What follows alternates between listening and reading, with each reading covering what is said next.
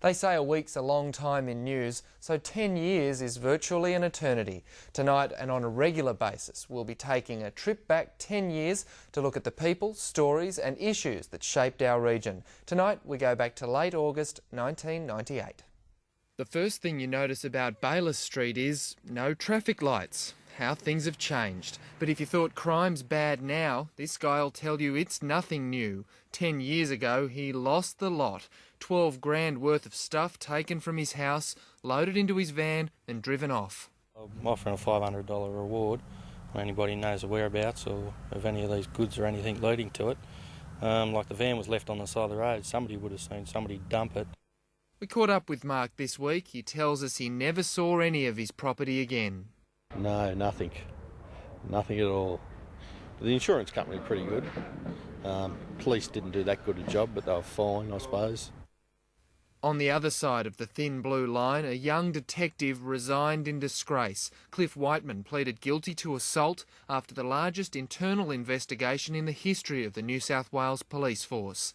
The Air Safety Bureau released its preliminary findings into a crash which killed 2 Wagga men, experienced pilot Sam Rashew and first-time passenger Damien Crone. But the early findings didn't tell much. The results from preliminary investigations suggest the plane was flying wings level at the time of the accident. That fact confirmed by a witness.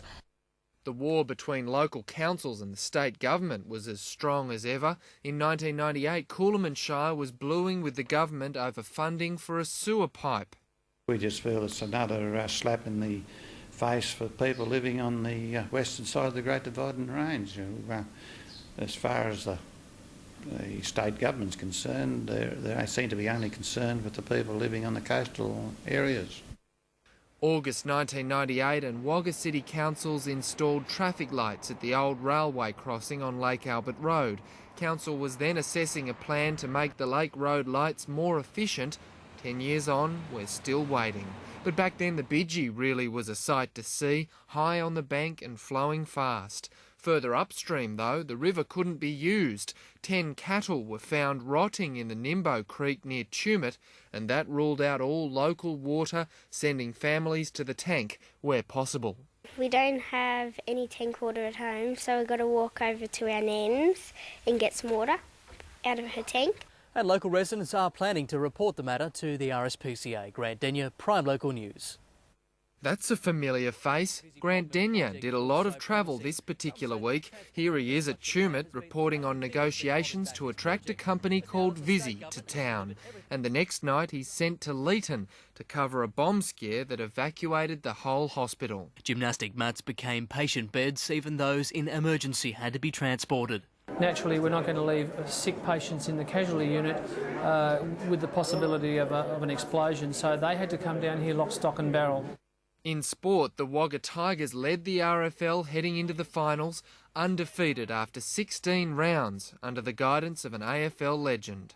Particularly Mark and Darren Cook, I suppose, and Mark Parmenter and a lot of the guys that have sort of been around for a few years now. Stephen Priest has started to find a bit of form, so it's been good. Yeah. The 1998 Wagga Marathon was then known as the Junee to Wagga Marathon, and there was controversy at the end.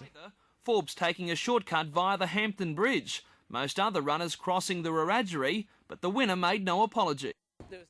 Jamin Forbes was so far in front, no one would have heard him anyway. And our aerobics girls, Sean, Mount Erin School and Trinity School girls, preparing for an appearance at the national titles in Melbourne. If you know any of these girls, ask them if they still remember their old routines.